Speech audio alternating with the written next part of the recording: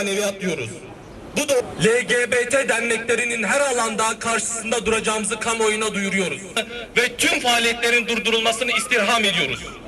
Son adam fıtratını yok etmek isteyen, insanlığı helaka sürükleyen Müslümanlar olarak bugün burada bulunma amacımız hakiki ve öz bir medeniyet kurma ideallerimizi yok etmeye teşebbüs eden ve uğruna çok fazla bedel ödemiş olduğumuz değerlerimizi hiçe sayan ve bu topraklara yabancı ve mayası ne yazık ki bozulmuş grubu ve onların gizli destekçilerini alenen uyarmak ve ihtimal dahilinde hakka çağırmaktır.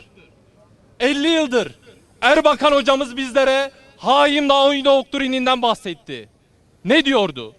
Bir ülkeyi savaşla işgal edemiyorsan şunları yapmalısın.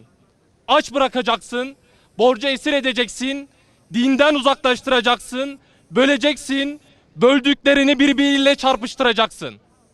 Kolay lokma haline getirip yutacaksın. Bizler de görüyoruz ki her geçen gün Türkiye'mizin ahlaki, toplumsal, dini değerlerinde yozlaşma ve insanımızın geçmişle bağını kopartmak suretiyle onu yalnızlaştırma, umutlarını ve dayanağını elinden alma çalışmaları yayılmaktadır. Aslında insanlık tarihi boyunca gönderilen peygamberler, yetiştirilen düşünürler ve bilim insanları aracılığıyla insanlık gelişmiş ve belli bir medeniyet seviyesine ulaşmıştır. İnsanlığın dönem dönem içine düştüğü sapıklıklardan Allah Celaluhu onları elçileri vasıtasıyla uyarmış ve doğru yolu göstermiştir. Geldiğimiz noktada özellikle son birkaç yılda belli şer odaklarının düğmeye basmasıyla uluslararası organizasyonlardan aldığı desteklerle LGBT ve türevleri, zinayı koruyan kanunlar ve nizamalar, cinsiyet eşitliği çalışmaları, kaldırılan İstanbul Sözleşmesi ve halen yürürlükte olan kanun maddeleriyle bu değerlerin tahribatı ve yok edilme çabası ile karşı karşıyayız. Cinsiyet eşitliği, onur ve özgürlük gibi küsüslü kavramlarla servis edilen ve bir takım kişiler ve kurumlar tarafından desteklenen bu onursuzluğun ve ahlaksızlığın tüm Müslümanlar olarak karşısındayız. Bu izansızlık ve edepsizlik olsa geri kalmışlığın ve karanlığın bir tezahürü olabilir.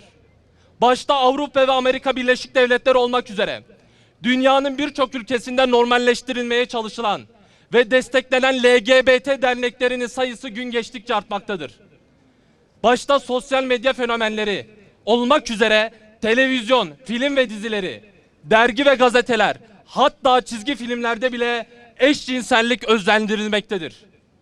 Lüks yaşantılar içerisinde gençlere rol model olarak tanıtılan isimlerin eşcinsellik üzerine yaptığı çağrılara dur denilmiyor. Başta bayan voleybol milli takım oyuncularımızın içerisinde bile bu sapkınlık içerisinde olanlar seçilerek normalleştirilmeye çalışılıyor. Önemli bir kurumumuz olan Sosyal Güvenlik Kurumu, cinsiyet değiştirme ameliyatlarının protezler dahil devlet güvencesinde olduğunu açıklayarak bu sapkınlıklara adeta meşruiyet kazandırıyor. Ve bunun neticesinde binlerce kişi ücretsiz cinsiyet değiştirme ameliyatı için sırada bekliyor. Aynı Sosyal Güvenlik Kurumu, SMA hastası yavrularımızın tedavi masraflarının tamamını karşılamaktan ise maalesef aciz kalıyor. Bunun akabinde son günlerde sosyal medyalarda yaygınlaşan, normalleştirmeye çalışılan bir LGBT sorunuyla karşı karşıyayız. Bu sorun ekonomiden çok daha mühim bir sorundur. Toplumları ayakta tutan en önemli unsur sağlam bir aile yapısıdır. Nesli korumak için aileyi korumak anca mümkündür. Biz toplumun çekirdeği olan aileyi koruyamazsak ülkemizin ayakta kalabilmesi maalesef mümkün değildir. Bizler ileride bunca ahlaksızlık yayılırken ve topluma bu ahlaksızlık dayatılırken siz ne yapıyordunuz diye soracak olan evlatlarımıza ve neslimize vallahi bizler sessiz kalmadık. Görmezden gelmedik. Bizlere bırakılan mukaddes emanete vallahi sahip çıkabildik diyebilmek için bugün burada toplanmış bulunuyoruz. Tarihin üzerimize yüklediği misyon gereği buna mecburuz. Şehit kanlarıyla sulanmış 783.562 kilometre karelik Vatanımızın neresinde bir toprağın altını kazarsanız oradan ecdadımızın kemiklerini ve naaşınızı bulmanız olasıdır. Atalarımız ve aziz şehitlerimiz bu mücadeleyi toprak için, tarla için, arazi için vermemişlerdir. Onlar inançları gereği bu toprakların İslam beldesi kalabilmesi ve ezanların okunup İslam'ın yaşanabilmesi için vermişlerdir.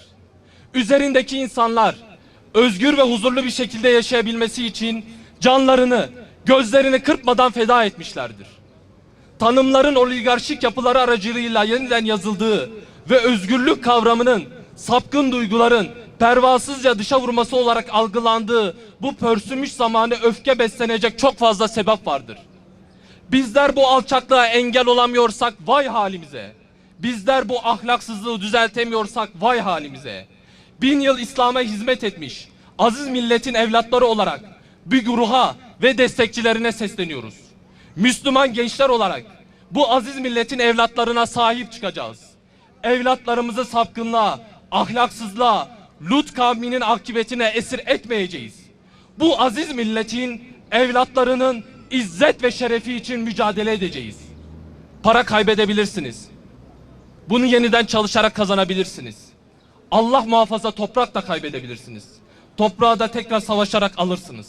Ama bir nesli kaybettiğiniz zaman bunu bir daha kazanmamız mümkün değildir. Düşüncesiyle bizler Müslüman gençler olarak önce ahlak ve maneviyat diyoruz. Bu doğrultuda Müslüman gençler olarak bizi biz yapan değerleri hiçe sayan, kaleyi içten fethetmek için uğraşan, ahlaksızlıklarını gençlere empoze etmeye çalışan, LGBT derneklerinin her alanda karşısında duracağımızı kamuoyuna duyuruyoruz. Devlet yetkililerimizden ise bu çağ dışı sapkın derneklerin kapatılmasını ve tüm faaliyetlerin durdurulmasını istirham ediyoruz. Son olarak kafirlere, Siyonistlere ve İslam fıtratını yok etmek isteyen, insanlığı helaka sürükleyen Allah'ın düşmanlarına diyeceğimiz tek cümle şudur ki: Kafirler, yenileceksiniz. Ve cehenneme sürüleceksiniz. Tekbir! Allah!